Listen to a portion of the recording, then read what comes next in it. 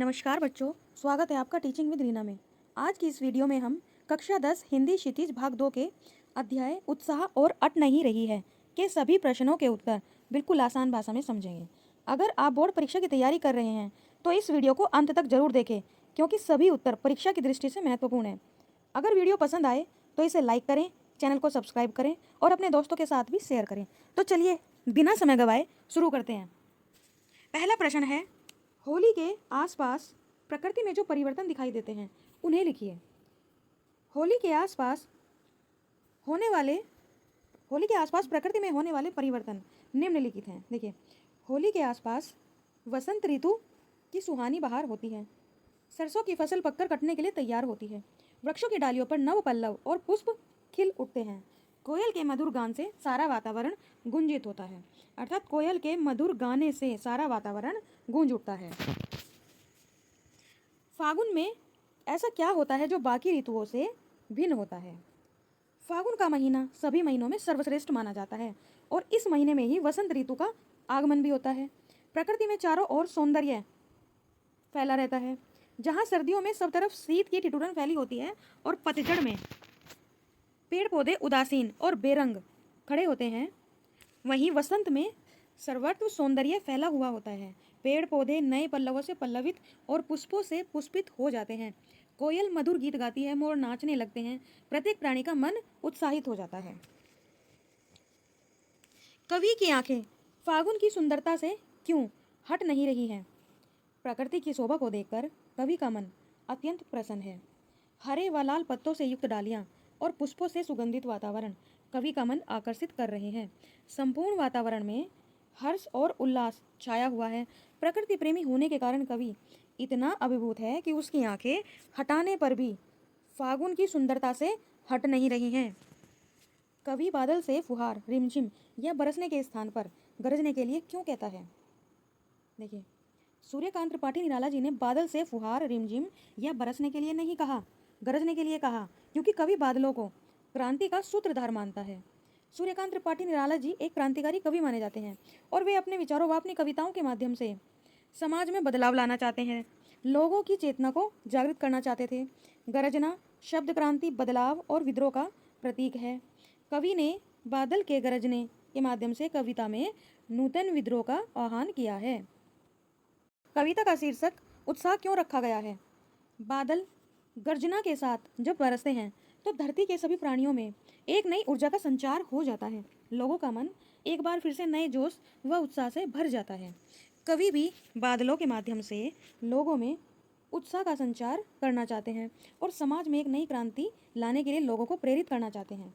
एक और बादलों के गर्जन में उत्साह समझाया है तो दूसरी ओर कवि लोगों में उत्साह का संचार करके क्रांति के लिए तैयार करना चाहते हैं। इसलिए इस कविता का शीर्षक उत्साह रखा गया है। कविता में किन किन अर्थों की ओर संकेत कविता में जो बादल है वो किन किन अर्थों की ओर संकेत करता है? देखिए, इस कविता में जो बादल है वो निम्न अर्थों की ओर संकेत करता है। बादलों में जल बरसाने की एक असीम शक्ति होती है, जिस कारण धरती के प्राणियों में नवजीवन का संचार होता है। बादल पीड़ित प्यासे जन की आकांक्षा को पूरा करने वाला है। बादल तपती गर्मी से परेशान लोगों की प्यास बुझाकर उनके मन को एक नए उत्साह व उमंग से भर देते हैं।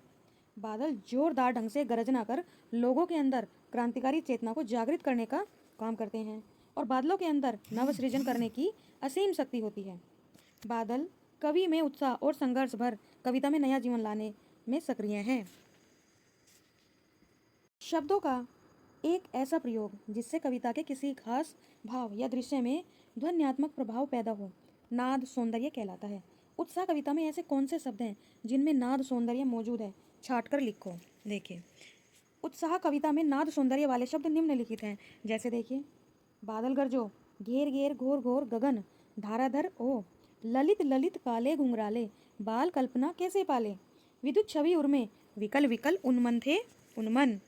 अभी हमने उत्साह कविता के प्रश्न उत्तर किए हैं। अब हम अट नहीं रही कविता के प्रश्न उत्तर को देखेंगे। छायावाद की खास विशेषता है अंतर्मन के भावों का बाहर की दुनिया से सामंजस्य बिठाना।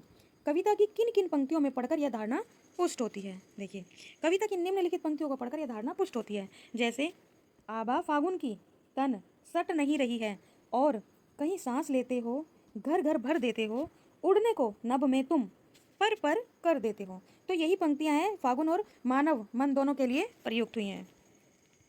कवि की आंख फागुन की सुंदरता से क्यों नहीं हट रही है?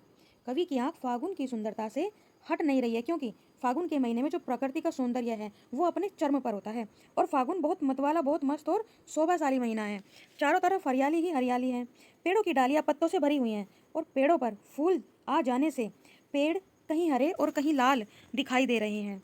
उनको देखकर ऐसा प्रतीत होता है मानो प्रकृति ने अपने हृदय पर फूलों की माला पहन रखी हो।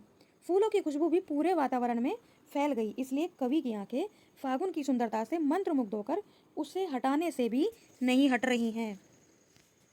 प्रश्न 3, प्रस्तुत कविता में कवि ने प्रकृति की व्यापकता का वर्णन किन रूपों में किया है? देखिए, प्रस्तुत कविता अट नहीं रही है कवि सूर्यकांत त्रिपाठी निराला जी ने फागुन के सब और फैले सौंदर्य और मन को मोहने वाले रूप के प्रभाव को दर्शाया है। फागुन के सौंदर्य का वर्णन अत्यधिक अद्भुत तरीके से किया गया है। वसंत को घर घर में फैला हुआ दिखाया है। यहाँ घर घर भर देते हो में फूलों की शोभा की ओर संकेत किया गया है और मन में उठी खुशी को भी दर्शाया गया है। उड़ने को पर करना भी ऐसा सांकेतिक प्रयोग है। यह पक्षियों की उड़ान पर भी लागू होता है और मन की उमंग पर भी। सौंदर्य से आंख न हटा पाना भी उसके विचार की झलक देता है। कवि ने पेड़ों पर आए नए पत्ते एवं फूलों का अद्भुत सुंदरता से वर्णन किया है।